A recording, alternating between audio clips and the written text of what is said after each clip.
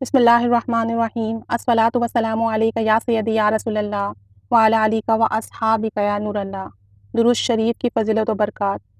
حضرت سعید شعبان کرشی رحمۃ اللہ علیہ نے فرمایا کہ مکہ مکرمہ میں ایک بار بیمار ہو گیا اور ایسا بیمار ہوا کہ موت کے قریب پہنچ گیا، تو میں نے وہ قصیدہ جس میں نبی کریم صلی اللہ علیہ وآلہ وسلم کی مدح لکھی ہوئی تھی، تعریف لکھی ہوئی تھی، پڑھ کر اللہ تعالیٰ کی بارگاہ میں فریاد کی اور اپنے لیے شفا طلب کی، اور میری زبان اس وقت درود پاک سے تر تھی۔ میں مسلسل درود شریف کا ورد کر رہا تھا۔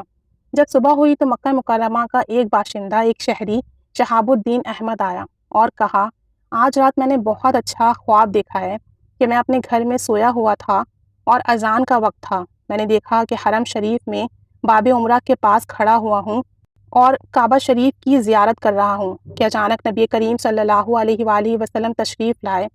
حضور صلی اللہ علیہ وسلم چل رہے ہیں اور خلق خدا محو نظارہ ہے، انہیں بہت محو ہو کر دیکھ رہی ہے۔ میرے آقا جان صلی اللہ علیہ وسلم باب مدرسہ منصوریہ سے گزر کر باب ابراہیم کی طرف تشریف لے آتے ہیں، اور وہاں جو چبوترا ہے وہاں تشریف لے آئے، تو اس چبوترے پر کہتے ہیں کہ آپ بیٹھے ہوئے تھے اور آپ کے نیچے سبز رنگ کی جائے نماز بچھی ہوئی تھی، اور رکن یمانی کی طرف منہ کر کے بیت اللہ کی آپ زیارت کر رہے تھے۔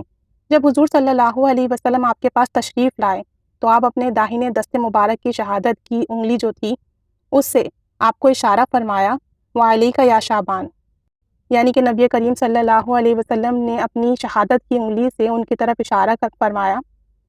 اشارہ کیا اور فرمایا، وعلیک یا شعبان۔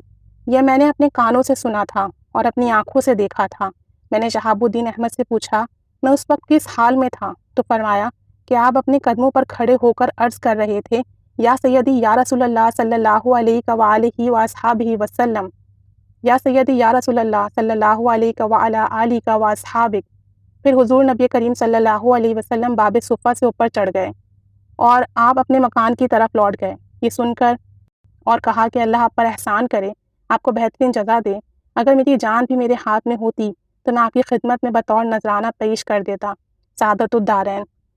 اللہ تعالیٰ رحمت کی نگاہ فرمائے، درود پاک پڑھنے والوں کو آقا جان صلی اللہ علیہ وآلہ وسلم کی زیارت نصیب فرمائے، اور آقا جان صلی اللہ علیہ وسلم کی محبت عطا فرمائے، اور درود پاک کی برکت سے تمام پریشانیاں ختم فرمائے، تمام بیماریوں میں شفا عطا فرمائے، تمام مشکلات حل فرمائے، اور تمام کاموں میں آسانی فرمائے۔ آمین بجاہ النبی الآمین، صلی اللہ علیہ محمد صلی اللہ علیہ وآلہ وسلم۔